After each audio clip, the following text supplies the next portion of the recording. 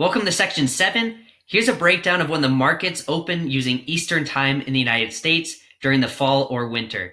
Obviously, you're going to have to adjust this time to figure out what time it is where you live, but this will give you an idea of when the sessions open and when they overlap. So in this example, at 5 o'clock p.m. Eastern on Sunday, trading begins as the market opens in Sydney.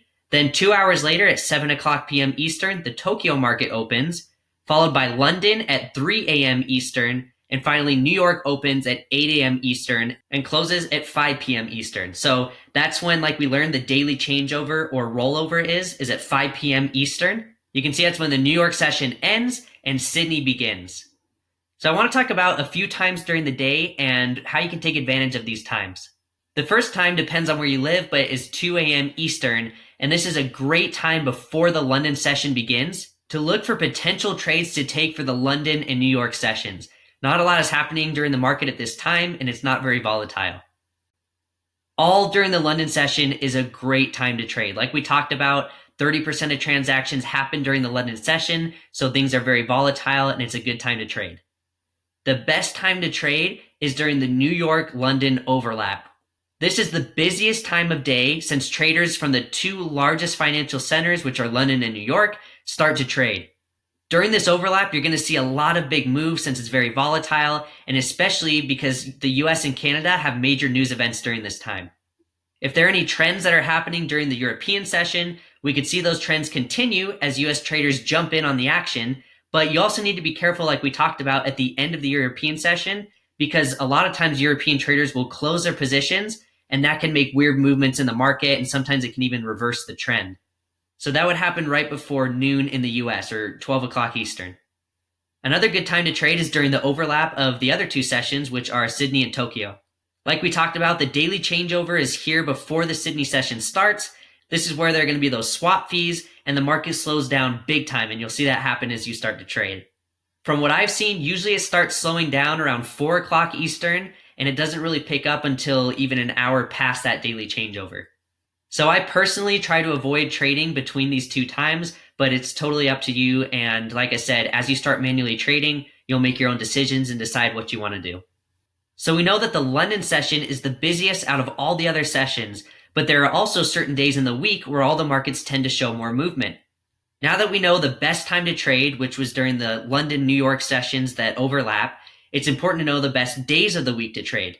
Like we talked about, the busiest times are usually the best times to trade since there's going to be that high volatility, lots of movement up and down, and this gives us more opportunities to make a profit. In this chart, you can see the average pip range for the major pairs for each day of the week. As you can see here, the best time to trade is during the middle of the week since it's the most volatile. So in conclusion, the best times to trade are when two sessions are overlapping, the best time being when the New York and London sessions are overlapping, and to trade during the middle of the week. This is when there's going to be the most volatility and directional movements.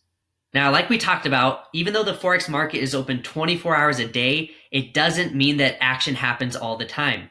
You should not only know when to trade, but you should know when not to trade. So these are the worst times to trade. The first is when the market opens, which for most people is Sunday, but depending on where you live, it could be Monday.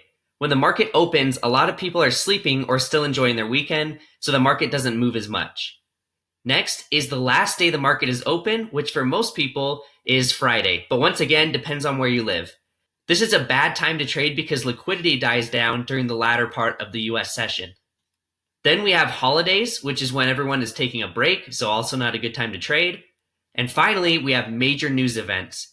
During news events, the market can be very unpredictable and can make big moves. So you want to make sure you are aware of the news. Later, we will go into a section that talks specifically about the news and how to trade it successfully. However, quickly, I just want to mention that if you ever want to go see the news that's coming up, you can go to a site that's called forexfactory.com. Once you go to forexfactory.com, you want to click up here on the calendar tab.